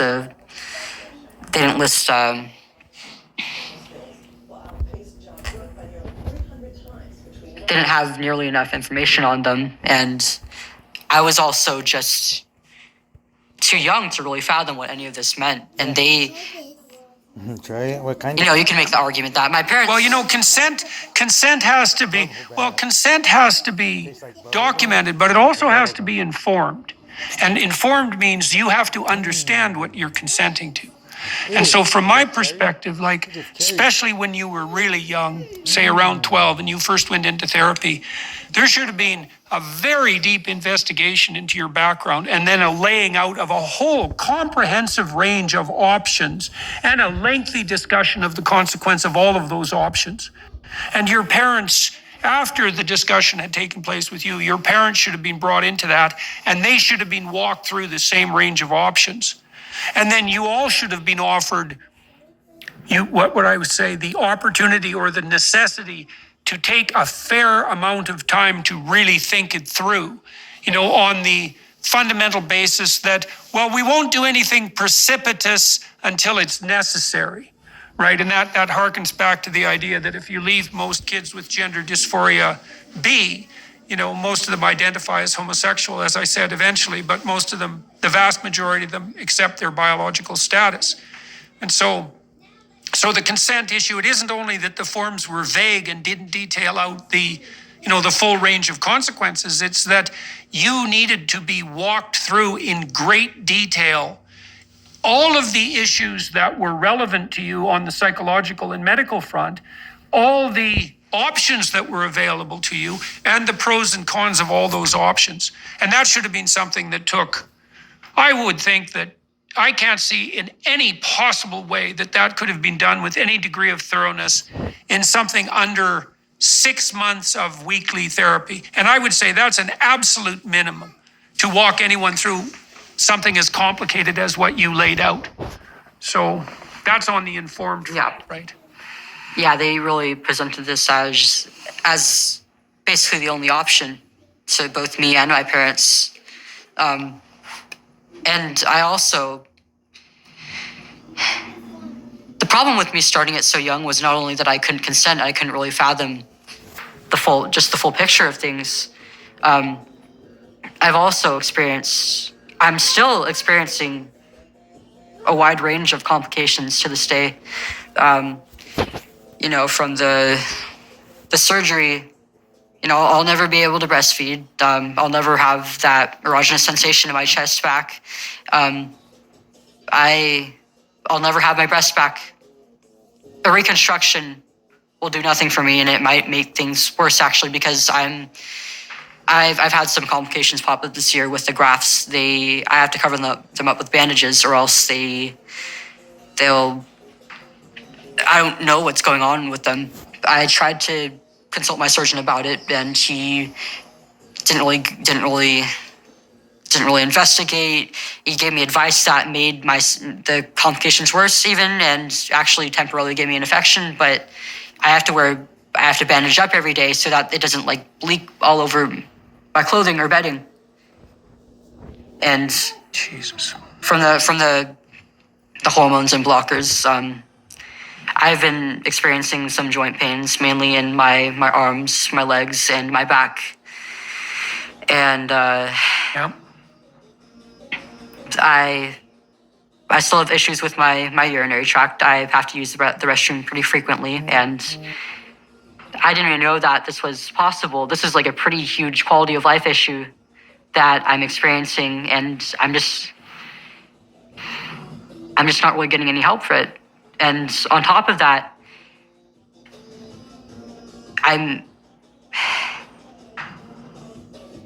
do hate to speak about it, but I'm experiencing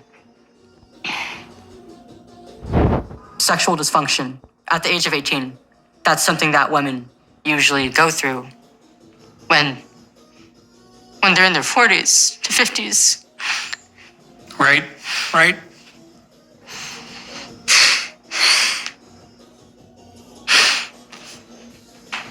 How was I supposed to know?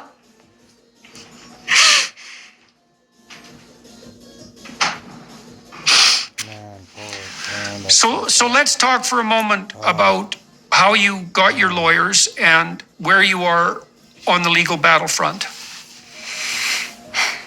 So,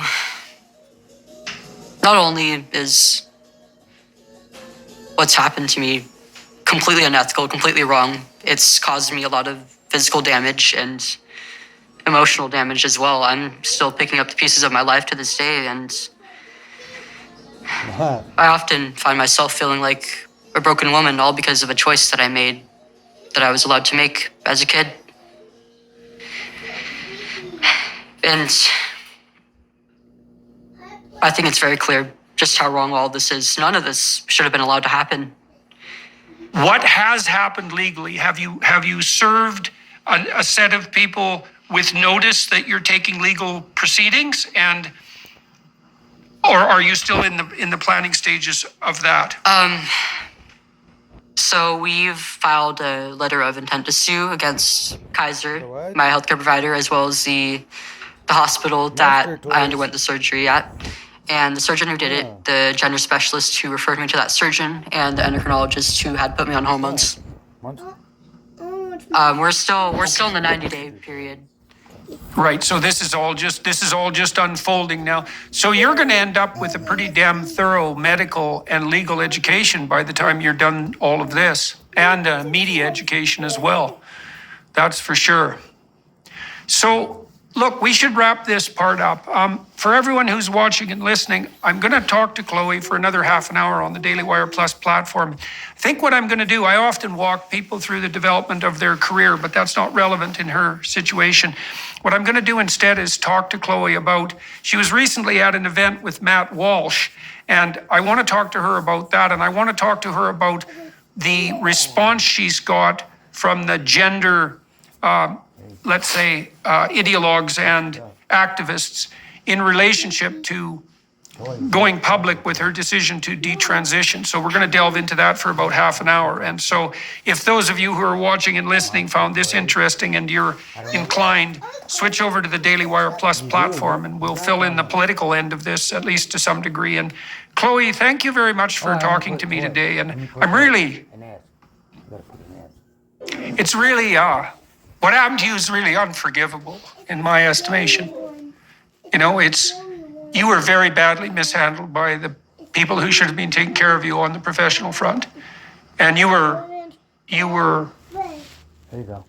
offered a pathway forward that I can see to be highly tempting for someone in your situation.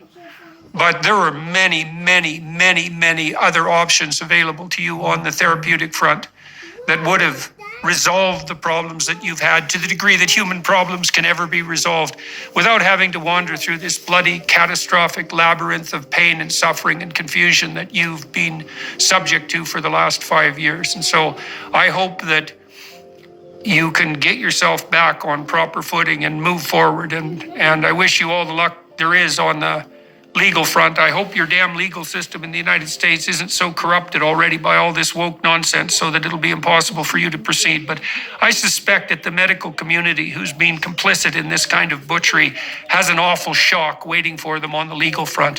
So that's certainly started to manifest itself in the UK with the closing of the Tavistock Clinic. And I think there's 1,000 lawsuits right now pending in relationship to the Tavistock Clinic. So the tide is beginning to turn, and when it turns, there's going to be an awful lot of reparations made on the part of culpable medical professionals and their counseling acolytes. So good luck with that, eh? And keep your head up. And we'll flip over to the Daily Wire Plus platform. For all those of you watching and listening, thank you very much for your time and attention. And thanks again, Chloe, for being willing to wander through this, relatively painful personal territory. Thank you so much. Hello, everyone.